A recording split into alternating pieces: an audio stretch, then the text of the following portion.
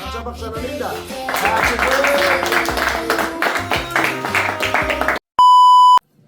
Bismillah. Şurna Hudağa şükür.